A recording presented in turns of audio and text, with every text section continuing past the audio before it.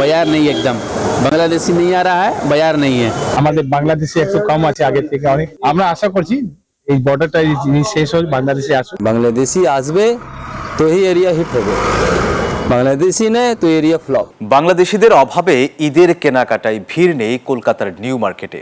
ততটাই শোচনীয় অবস্থা কলকাতার মার্কুইস স্ট্রিটে।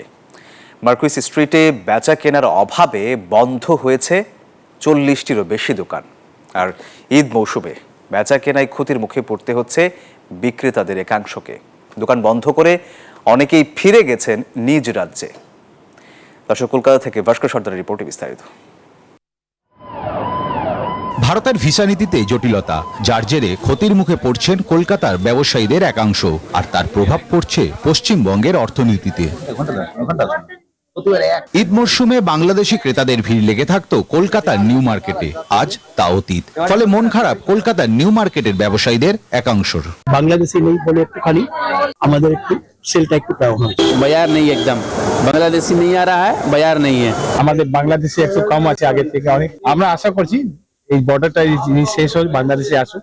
অপরদিকে আরো শোচনীয় অবস্থা কলকাতার মার্কুইস স্ট্রিটে। গত বছর অবধি 15 রোজার পর থেকে ভিড়ে থিকথিক করত এই মার্কুইস স্ট্রিট, এখন মাছি তাড়াচ্ছে। বাংলাদেশিদের অভাবে অনেকেই তার ব্যবসার করেছে পরিবর্তন, অনেকেই ব্যবসার তালা ঝুলিয়ে চলে গেছে নিজের দেশে। এই ঈদে জামা জুতো অ্যাক্সেসরিজের ডিসকাউন্ট। ব্যবসায় মন্দার জন্য অনেকেই দুষছেন মোদি হাসিনাকে। हमारा मोदी सरकार जो है वो हसीना को रखा है, ये भी बिल्कुल बहुत गलत बात है। ये तो अच्छा बात नहीं है। वो उसका मुल्क का उसका जाए या कोई दूसरा मुल्क में चले जाए। अभी देखो क्या करेगा गवर्नमेंट, इंडियन गवर्नमेंट के हाथ में है।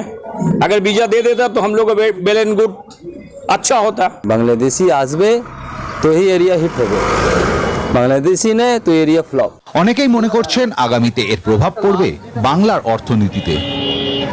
তথ্য বলছে এবারে বাংলাদেশি না আসার কারণে বড়বাজারে বেচাকেনা কম হয়েছে প্রায় 30%। কলকাতার নিউ মার্কেটে এর প্রভাব পড়েছে 60%।